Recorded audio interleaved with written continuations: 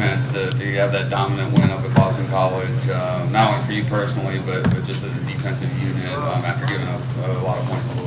Oh yeah, definitely. It felt real good. Anytime you could, keep a team to 10 points or less, and just put on a dominant performance like you said, it's always real big. You feel real good as a defense, and we made some mistakes in the game too. That we're gonna have to learn from and get better. So, it just helps us towards what we want to be at the end of the day as a defense. Was it hard to come off the field early with all the friends and family that you had in attendance? Oh yeah, it was a lot of fun. My family and friends definitely showed out there. Just having all of them there, it was a lot of fun. Just playing back home and in a familiar place in the state. It is so weird now actually playing in the stadium. I've always been to a lot of games and been around and seeing the stadium and the campus and everything. But it was just funny and weird to actually be there playing a game in the stadium. How the saga of getting tickets in? How many did you get? Oh, I got about 80, 90 or so, and then about another 50, 60 people got tickets, just buying them themselves. So I had about 150 people there, so which was real neat. That everyone came out, showed a lot of love, which felt good for sure. Dabo called last year's performance against the Wolfpack the worst defensive showing of the year. Just your impressions on that, and what was it like as a defensive unit to go back and review that film from last year? Well, yeah, definitely. Like what he said is pretty accurate. I mean, we didn't play good against them at all. Good thing our offense was on point that day, because or else we might have taken a loss. But yeah, just looking back at it, I mean, there's a lot of ways we can improve. We can get a lot better and put on definitely a better performance this time. What happened to you? Was it your ankle or your foot? My ankle, but I'm fine and then everything. Now I practiced yesterday. I've been getting treatment all weekend and just got rolled up on a little friendly fire from Chad, but it's all right. It's all good now. So. You're in a boot afterward? Yeah, just being safe and just being sure and everything. But now I've been fine walking around without a boot all week and practiced yesterday, like I said. So. I'm pushing when you said you're going to milk it. Oh yeah, no. Yeah, I was just messing with them a little bit after the game, but I might have to sit this next week out and stuff. Might have to be in a yellow jersey for practice and everything. But yeah, just being funny.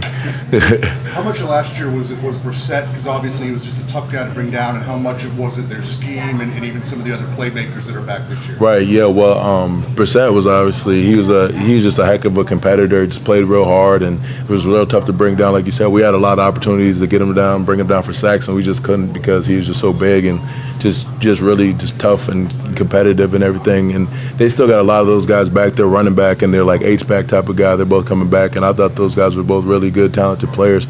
So they're going to present a lot of challenges for us, but we're just going to have a good week of preparation and be ready for them. From an endurance standpoint, how hard is it as a defense when the offense is scoring 5 touchdowns in a total of like 12 plays and 2 minutes? Oh yeah. Towards the end of the Louisville game, obviously it had to take its toll. They ran about 100 plays against you. Right. Wasn't so much of a problem against Boston College, although you scored quickly in that one too. But how tired do you get when that happens? I mean, well, we've kind of been like working toward. We practice hard every day in practice. Try to make it as game-like as possible. Obviously, you don't really prepare to rep for 100 reps, good on good or anything. But I mean, as long as we're scoring, it's still our job to stop the opposing team. So we just toughen up and just and even if we're tired, we're going to fight through it just so we could get the result we want. I've been waiting to ask you this question since Saturday. All of us standing around you, we'll never know what's it like to be on the goal line, trying to defend this in that goal line situation like you have this Boston.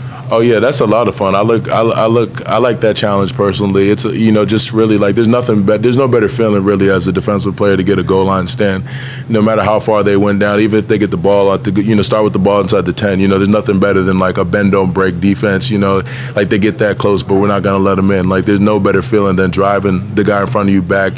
Preventing them from getting in the end zone.